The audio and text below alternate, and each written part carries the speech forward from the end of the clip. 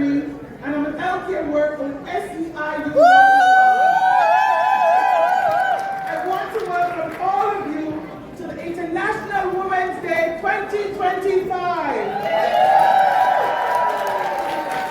Alongside with my co-host, Kimiko, Inouye, who identified as a queer Japanese-Canadian feminist activist. We would like to acknowledge that we are meeting on the historic lands of Rwanda, the Anishnawbe, the Anishnawbe, and most recently the Mississaugas of the Ukraine, and is today the home of the many indigenous and native people.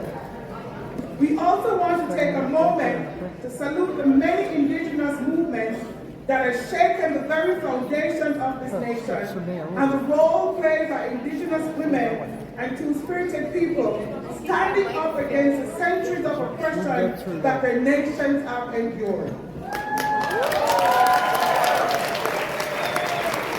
We are in solidarity with the anger over the ongoing violence, the missing and murdered indigenous women, and the fight for the control of their lands and resources.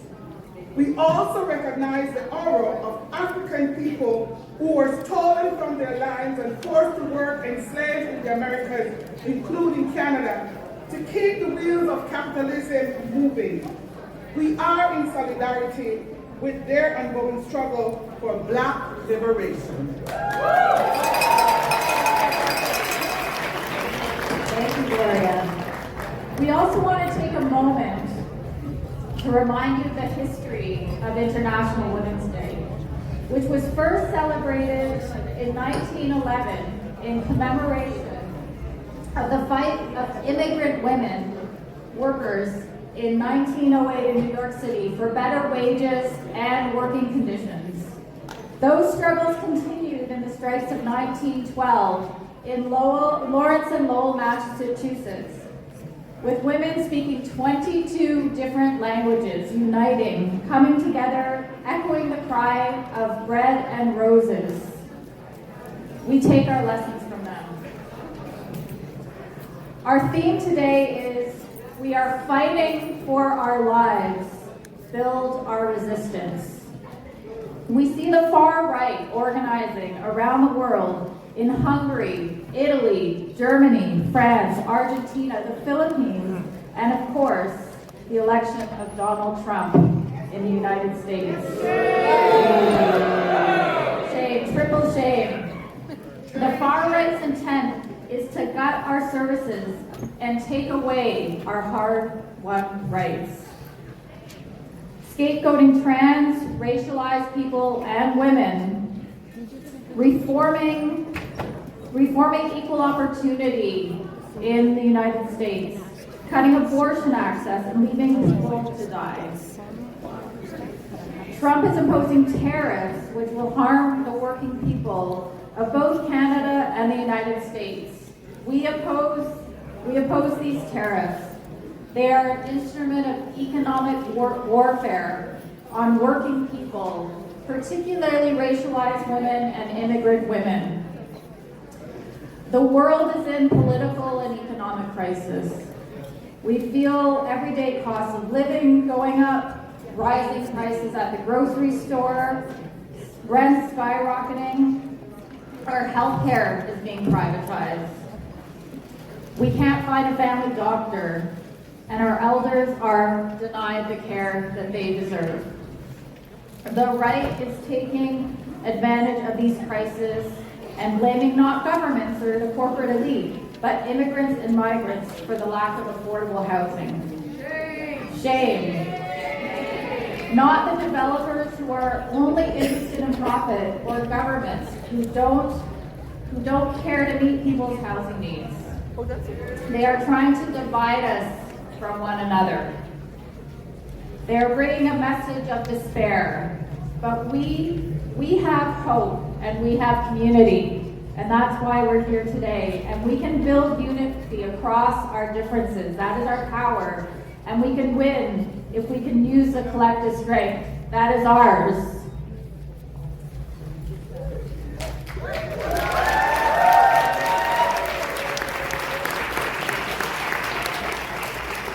We have been organizing International Women's Day in Toronto since 1978.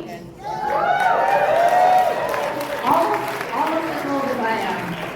And we are continuing in that tradition today, highlighting the grassroots activists who stood and continue to stand to fight for a just society for all. And we hope that you will be inspired to join our struggles. We need that more than ever now.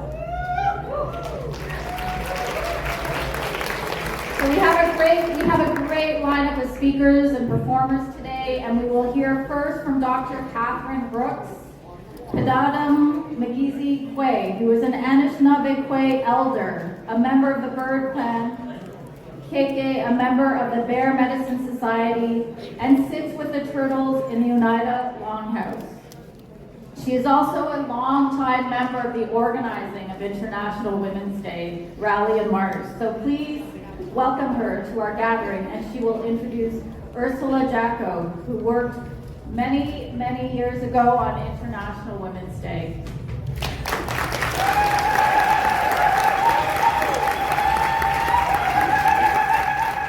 Good morning. Good morning. The words that come before all words must be said. Ni Adaban Migazekwe. I am the eagle that flies at the dawn. Dodam Panay. I am Bird Clan. Ni Keke. I am a red-tailed hawk. And I am belonging to the Akali Ottaquat in the Oneida Longhouse. I sit with the Turtle Clan. And I belong to the Bear Medicine Society. I was born and raised pretty much in Toronto in a Nipissing First Nation, beautiful Nipissing, just outside of North Bay. And I have been fortunate to travel all over Canada. I've been as far up as Tuktoyaktuk on the Beaufort Sea, and I sailed around Haida Gwaii, and I have been to the East Coast, and quite a few places. And it's been very wonderful because I have seen First Nations people across the country. When I was a young girl of 20, they were beginning to gather together again, and there were no restrictions on us. You may not know this, but we couldn't have lawyers or have gatherings.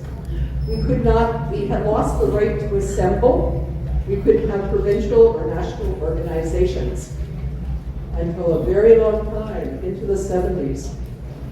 And also, we're the only people whose spirituality in Canada was made illegal. Yes. Now, this is fire. Fire represents that life that is within us. Whoops, that one didn't work. Sometimes it falls. There's a lot of fire out here. I feel it. Gotta translate into action. Words are good, action's better. And it needs no saying. In the Haudenosaunee tradition, we call our warriors peacekeepers. And we are all born to keep the peace. And we are all born to defend that peace. And I want to say I was offered tobacco to do this morning in accordance to our customs. Now, what I'm going to do is I am going to offer an invocation. I will tell you what our elders say about women. Leyland Bell said, women were holy. Women were complete. Women are beautiful. And another elder said to us, you don't ask the women to participate, you ask the women what to do. And we, amongst our people, did not have to fast because we were holy and we had a ceremony every month from the blood that the Creator gave us to renew the world and to make things good. So women were holy. The other thing is, Women could fast if they wanted to. Women could be hunters, they could be traders, they could be almost any darn thing they wanted to do. I don't think you couldn't be as fathers. Well, you can't do everything. Yeah. What I am doing here is burning sage with a little bit of cedar. The sage stands for caring and sharing. It's women's medicine. I've also put in some cedar. Cedar stands for honesty, sharing my truth. I'm doing you the honor of sharing my truth with you, and I will listen to you share your truth with me. And we won't try to tell each other what is right and wrong. You know, in our language, there is no word for sin. We have right doing and wrong doing. We know those things, but we don't carry that burden. We do try to make things right when we do wrong. Thank you so much, Catherine. And we have a very special happening right now. Ursula Jacko is being escorted to the stage by her daughter. She's with the Winnacon unceded territory, mother of 3 children, 11 grandchildren, 12 great-grandchildren, and an old friend of mine. Following her attendance at the Spanish residential school, her sister transferred to a private school system. Ursula values formal education. She has her BA, Bachelor of Ed, Ojibwe Language Teacher Certificate, Program and Spiritual Ministry Certificate, and finally obtained her Masters of Arts in Ministry and Spirituality at the University of Toronto when she was in her 70s. A very accomplished woman. Ursula was raised in a traditional home upbringing and always taught her child and grandchildren the importance of education, ensuring they work towards breaking the intergenerational impacts of the residential school system. Her children and grandchildren become professionals in their own right as social workers, lawyers, tribal police, business graduate, and her youngest grandson is presently an engineering student at the University of Toronto, where they all look to bettering the lives of Indigenous people. Her daughter today is Sarah Jane Solier, who is with her as well. And I just want to say a very few words. I usually don't speak at these events, though I, as Catherine and others down there, are all involved in the organizing committee. But Ursula was a stalwart in our organizing committee decades and decades ago. That's where we first met and became fast friends. And when she went up to James Bay, we would call back and forth and try and keep in touch as best we could. But time marches on. And then we found, here she is, back in Toronto. And she was very influential in the coalition, and she also took a very courageous step and spoke out publicly about the forced and forced sterilization of Indigenous women, other women as well. She spoke very strongly. She was at a forum at City Hall. She was up in Ottawa. She spoke from this stage. And you know, very often, some of the pioneers who made such an impact, time goes on, new generations come, and we forget. And yet today, we did not want to forget, and we want to, on behalf of the International Women's Committee, and all of you present, all of those struggling for change in our society, we want to give to her this plaque. And it says, we are honoring Ursula Jacko for her courageous role in fighting the forced sterilization of Indigenous women, International Women's Day Committee, March 8, 2025, with the symbol of the Bear Clan. So please show your applause and your incredible gratitude for the role that Ursula has played in the building of a broad diverse women's movement in this city. And we know she wants to just say a very few words, but we are happy to our host,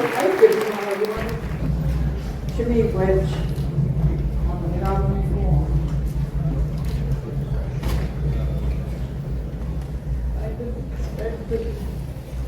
We can't hear you. just last week, I was thinking, when you get old, you're easily forgotten. And then 2 days later, you can't recall. And I was so shocked and happy.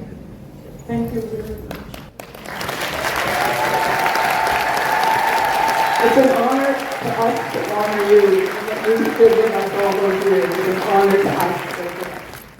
Are you fired up yet? It is my pleasure to introduce the next person coming to the stage. I would like to introduce Yolanda McClean, President of the Coalition of Black Trade Unionists speaking for the organizing committee today's rally and march. Ladies and gentlemen, Yolanda McClean.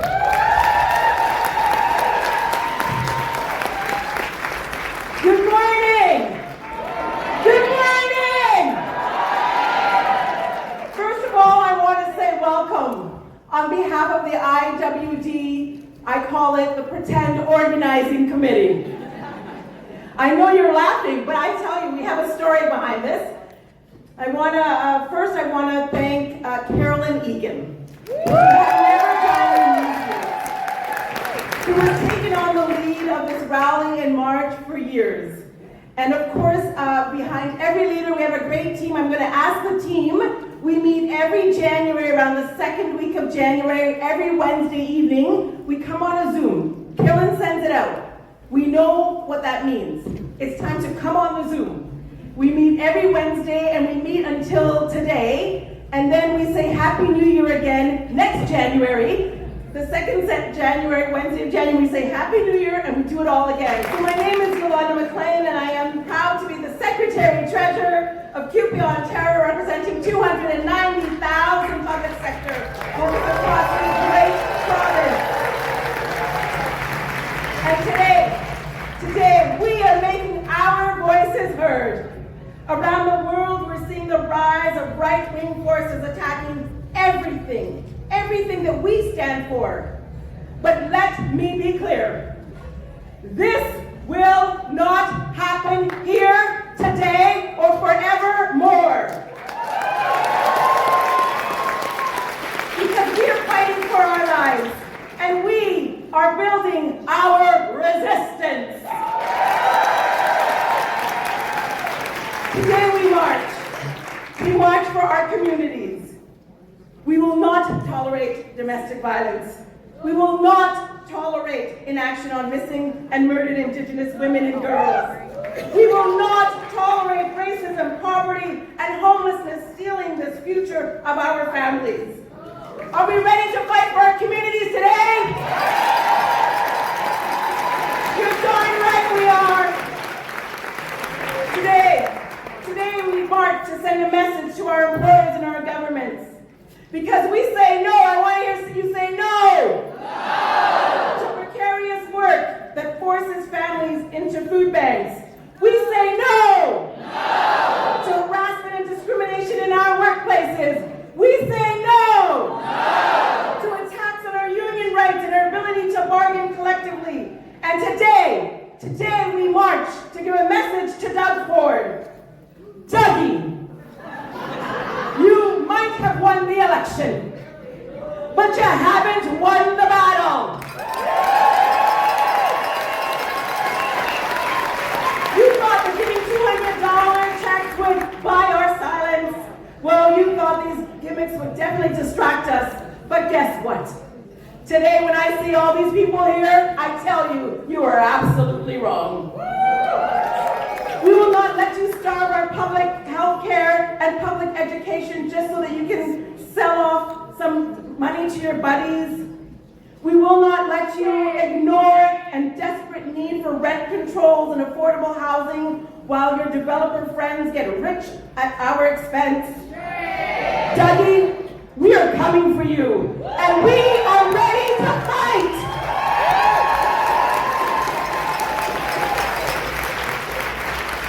But we also have a message to every federal political party here. If you want women's votes, then you need to listen up. Get get back in the business of building permanently affordable housing to those who need it. Keep expanding affordable childcare and don't take no for an answer. Stop handling billions from fossil fuel companies while cutting environmental protections. And let's talk about the wealthy, because they're getting way off too easy here. It's time to pay their fair share. So I know we don't want to talk too much about what's happening down south. You know that other guy? Yeah. Because from the right to choose, to who we love, to diversity and equity and inclusion, and everything we value, over there is under attack. And if we don't fight back, those same forces are going to come for us here. But we will not let that happen here. Not in our workplaces, not in our streets, and not at the ballot box. We have so much to lose if we allow those changes to spill into Canada. We must fight, not just in the streets, but with boycotts. Shame on those companies who are pulling back on DEI initiatives. Shame on them. Initiatives that have helped curb misogynist behaviors affecting women and other groups. Vote no to the politicians who don't value workers, public services, or our climate.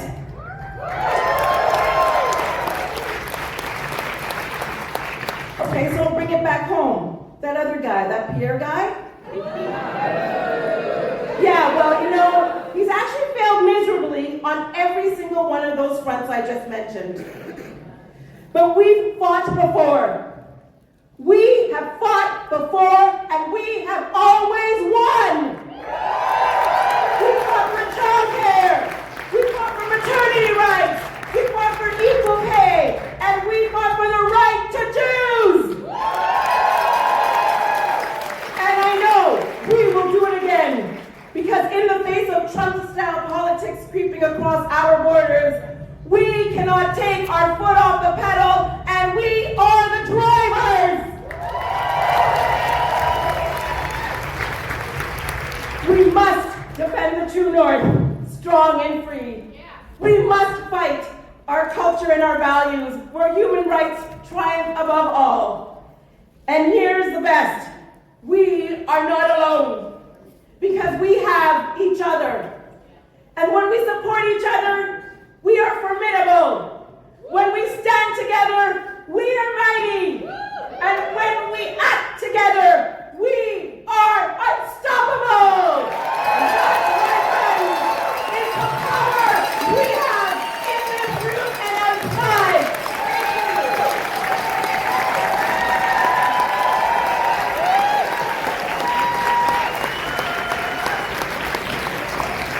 Are you inspired yet? I'm going to ask again, are you inspired yet? Thank you so much, Yolanda, for your very inspiring and important words. Women love freedom. Freedom! Women love freedom. I would now like to introduce Judy Rebick, a longtime feminist activist who was a leader in the struggle to overturn the federal abortion law with Dr. Henry Morgenthaler and a member of Independent Jewish Voices. She will be followed by Virginia Rodino, an anti-Trump activist who has traveled here from Washington, D.C. Yes. I'm brought back more than 40 years to a night in this room, in this very room, when we announced that we were going to open an illegal abortion clinic in Toronto to defy the law. And you know, nobody was supporting us except us. Every party, including the ONDP, were against us. Everybody was against us. Dr. Morgenthaler used to say to me, Judy, the courts are against us, the cops are against us, the government's against us. but the people are with us. And so they were, and so they were. And we organized so well that campaign, I have to say. Carolyn was part of it too, lots of people in this room were. Because we didn't just, we learned from the states, you know, the states at that point, and Roe v. Wade was in, we had to bring people to the states to get legal abortion sometimes. But what we knew was that if we wanted to win a profound and lasting victory, we needed not only to go in through the court system, which we did do and successfully, but also in the streets, and mobilize and organize and go into churches and synagogues and every bloody school and every place that would let us in to talk to people, to debate. But the most important thing we did, and the most lasting thing besides striking down the abortion law, was uniting with the labor movement. We went to a 1982 Ontario Federation of Labor convention and the women organized. The women organized. We were told it's not a labor issue. And we said, yeah, it's a labor issue. And every woman at that convention was up at the mic, whether she wanted to speak or not. And we won. The 1983, the late Ontario Federation of Labor supported the Morgan Clinic, even when it was illegal. And from then on, we had this unity that we see here today. And I think it's the only place in the world we see the kind of unity between the labor movement and the feminist movement. And that's why we can resist these fuckers.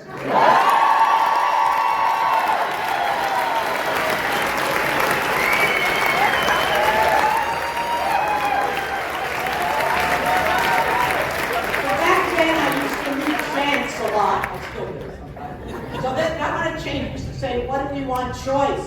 Now we want resistance. Yeah. What do we want? Resistance. When do we want it? Now. What do we want? Resistance. When do we want it? Now. I want them to hear you in Queen's Park. What do we want? Resistance. When do we want it? Now.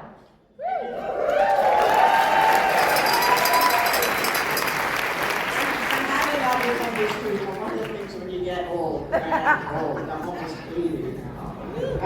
And as yesterday I heard that it was the 60th anniversary of Bloody Sunday, the Selma March.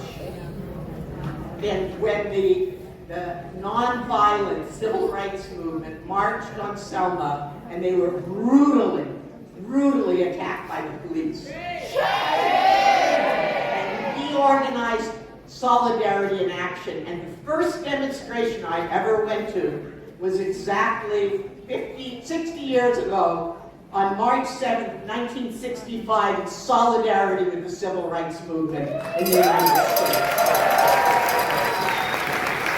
And we had a lot of draft dodgers come in just after that in protest of the war in Vietnam. And we had a big anti-war movement when draft dodgers were there. And came here and helped us to organize and helped us understand how to fight back in a way that we hadn't learned yet. And so what I want to say here is, we don't want to be the 51st state. But the solidarity between the people of the United States and the people of Canada continue and will continue with working class people. And we will march in solidarity against the attacks against them and make sure that it doesn't come anywhere over that very real border, which we're going to defend spiritually and physically. And the last thing I want to say is about IWD. Because Carolyn Egan started IWD along with Barbara Burstyn's. But she started IWD and she's been active every year since. So a lot of time in the women's movement we don't like to recognize individuals. But I think Carolyn has been an amazing force in the women's movement, in the labor movement. I want you to give her a big hand.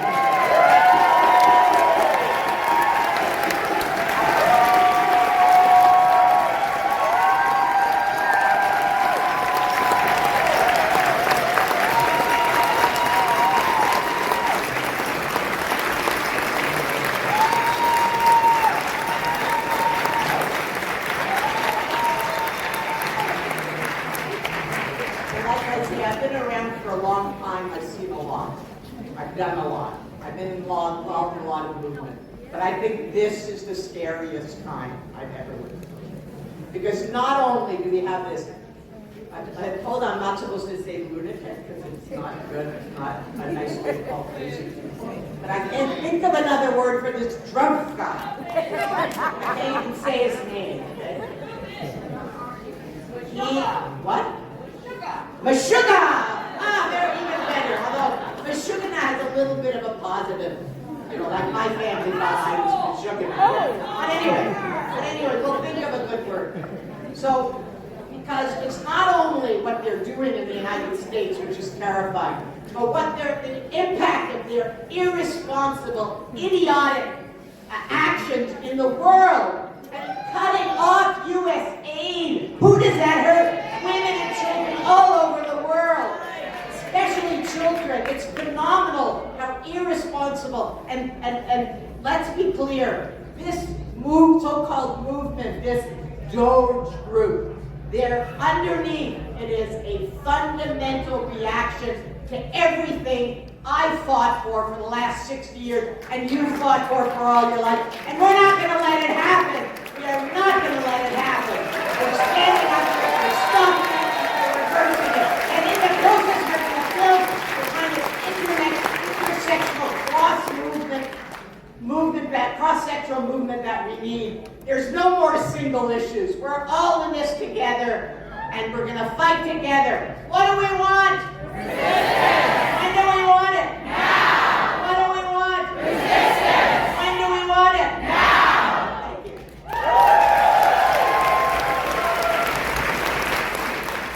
My name is Virginia Rodino, and I am the Executive Director of the Coalition of Labor Union Women of the AFL-CIO in the United States.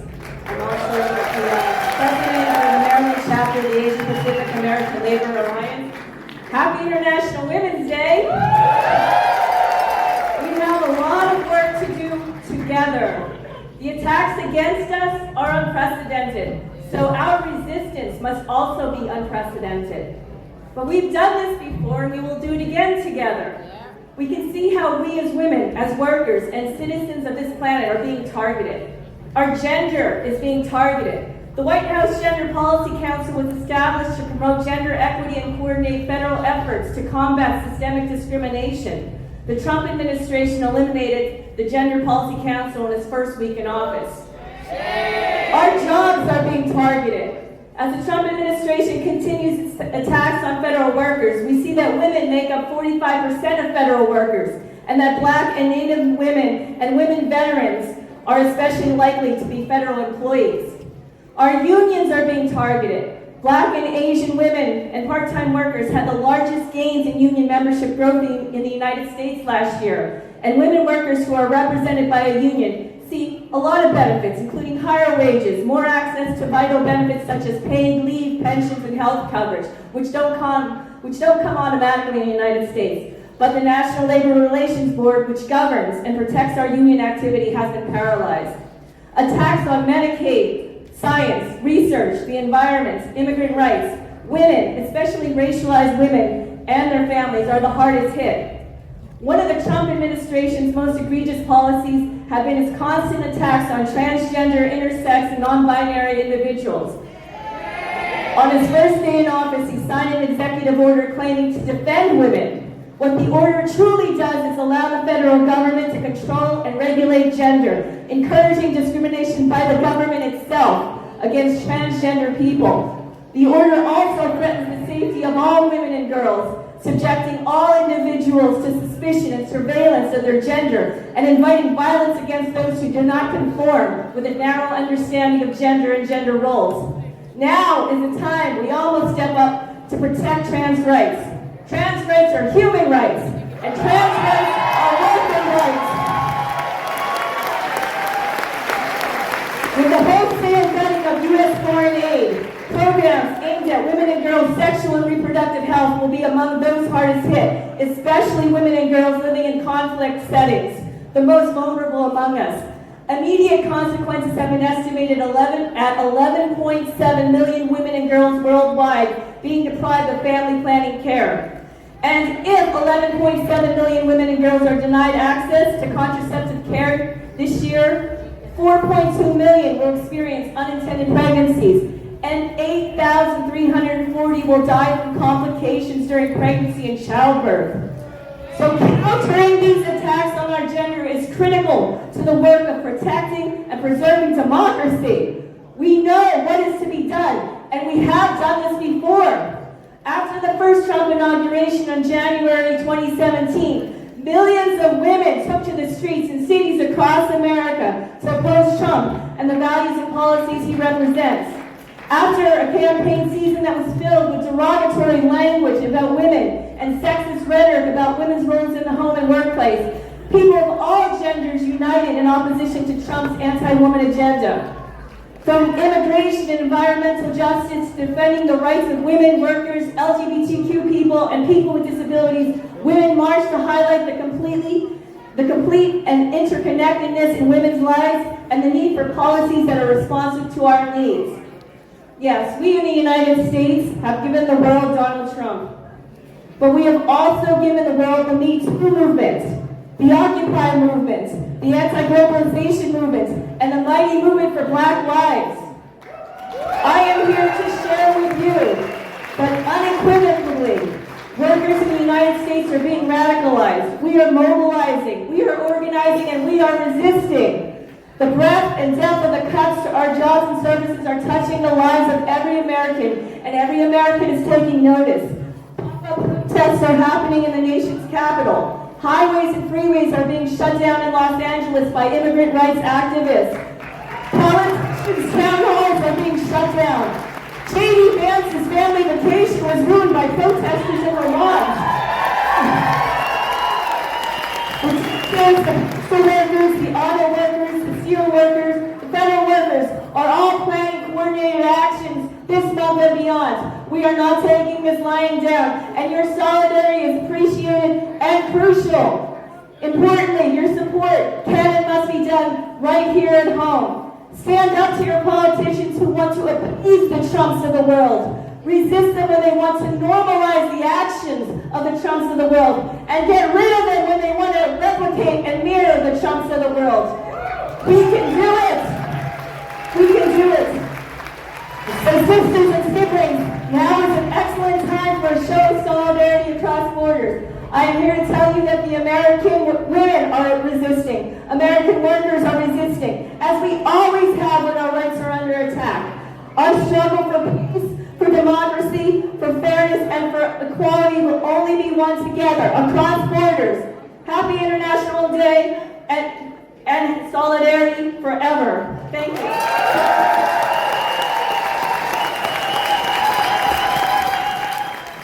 Which have been a leading organization in the Toronto and across the country in support of the Palestinian struggle. Free, free Palestine! Free, free Palestine! Free, free Palestine! Free, free Palestine! Free, free Palestine! From the river to the sea! From the river to the sea! Palestine will be free! Palestine will be free! From the river to the sea! From the river to the sea! Palestine will be free! Palestine will be free! Thank you. Thank you, everyone. Before we begin, I'd like to thank Carolyn and the committee for giving Palestine a platform today. The legendary Palestinian poet Fadwa Khan once said, "اصمدي لا تضعفي يا ابنة عمي. هذه الأرض التي تحصدها نار الجريمة والتي تنكمش اليوم بحزن وسكوت. هذه الأرض سيبقى قلبها المغدور حيا لا يموت. هذه الأرض امرأة في الأخاليط وفي الأرحام. قوة السر التي تنبت نخلا وسنابل تنبت الشعب المقاتل." My sister, our land has a throbbing heart. It doesn't cease to beat, and it endures the unendurable. This land sprouting with spikes and palms is also the land that gives birth to a freedom fighter. This land, my sister, is a woman. On March 8th, the world celebrates International Women's Day to honor the lives of women throughout history. This International Women's Day, we, the Palestinian Youth Movement, pay homage to Palestinian women everywhere who have been pillars in our struggle for justice, liberation, and return to Palestine.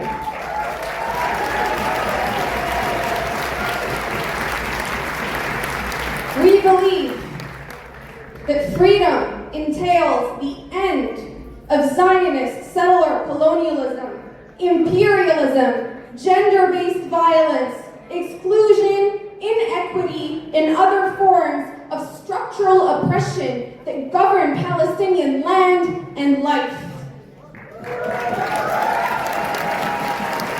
Since the early phases of Zionist occupation in Palestine, acts and threats of sexual violence have been among the most instrumental weapons used to destroy Palestinian bonds to land and to one another. Shame. This is part of the greater process of ethnic cleansing. Today, countless numbers of racist and gendered laws inscribed within Israeli law legitimize state-sanctioned violence and control over Palestinian women's bodies, movement, economic sovereignty, and access to justice, particularly for Palestinian citizens of the settler state. Shame. Israel's ongoing genocide against the Palestinian people in Gaza has triggered and escalated an unprecedented humanitarian catastrophe, deliberately inflicting severe and far-reaching, life-threatening conditions on Palestinian women. Since October 2023, Gaza has been under a total siege imposed by Israeli government, severely restricting the entry of food, fuel, medical supplies, and other resources essential for survival. Shame. In addition to the hundreds of thousands of Palestinian deaths and injuries caused by this genocide, pregnant women and mothers of newborns have been disproportionately affected by this genocidal policy, facing heightened risks due to malnutrition, medical shortages, and the collapse of healthcare services. Shame. Palestinian women and girls in Gaza have been facing the grave risk of forced disappearance and arbitrary detention by Israeli forces. Those who are detained often endure strip searches, humiliation, and other forms of torture. Death, debilitation, and injury to Palestinian bodies have become quintessential characteristics of Zionist colonialism. Under an increasingly robust Israeli surveillance apparatus, Palestinian women are denied the right to safety both in public and in private life. Israeli home invasions in the middle of the night that tear families apart are but one illustrative example of the persistent torment Palestinians endure and the various ways population control techniques reinforce the control of women's bodies, relationships, spirituality, practices of intimacy, and home life. Shame.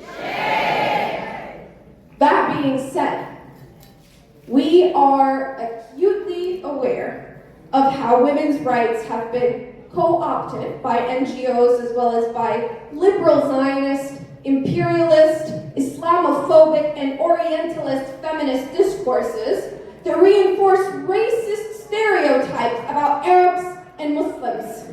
These narratives falsely attribute the violence Palestinian women face to cultural and religious dogma, erasing and even justifying the systemic violence of the Israeli occupation and calling it the beacon of feminism in the Middle East. Shame. partisans of Zionism insist on the feminist character of their settler state, where else, they ask, can you witness the forced conscription of women into an army tasked with snuffing out the flame of Palestinian life? How can we possibly tally the number of glass ceilings shattered when the boot on the neck of the Palestinian child is attached to a woman's leg? What could be more empowering than a bored teenage girl in an airport terminal telling a Palestinian woman she has no right to enter the land of her birth? As a collective of Palestinians, most of whom are women, we reject all forms of pseudo-feminist solidarity with Palestine and affirm that ending violence against women is not separate from but integral to the broader Palestinian struggle for return, freedom, and dignity. Under colonial siege and occupation, be it in Palestine, the Congo, Sudan, or elsewhere, women and the life they sustain are often primary targets of violence in all its forms. We believe that ending the Zionist settler colonial state is an integral step in the freedom of women, Palestinian or otherwise, everywhere. We salute Palestinian women today and every day, and we commit our lives to political and social liberation as one people and one struggle. Free, free Palestine!